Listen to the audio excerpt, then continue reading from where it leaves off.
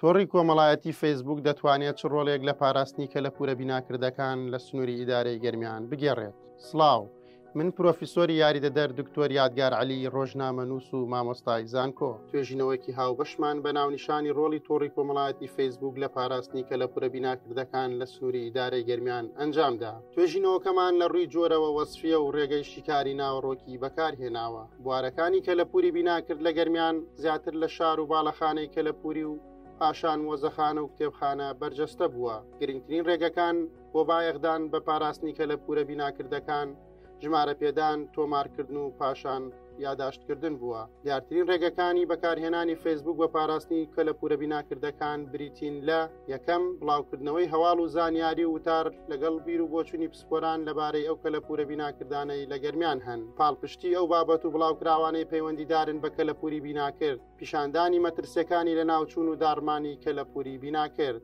لە کۆتاییشدا چەند پێشنیازێکمان خستووەتە ڕوو. یەکەم، زۆر گرنگە هاوشان لەگەڵ زمانی کوردی، زمانە زیندوەکانی دیکەی جیهانیش بۆ بڵاوکراوەکانی تایبەت بە کەلەپوری بیناکردەکان بەکاربهێنرێت. دووەم، بڵاوکردنەوەی ڕۆشنبیری یاسایی تایبەت بە پاراستنی کەلەپوری بیناکرد. سێهەم، ئەنجامدانی هەڵمەتی هۆشارکردنەوەی گەشتیاران بۆ دوورکەوتنەوە لە دزین و تێکدان و تاڵانکردنی ڕووکارە کەلەپوریەکان.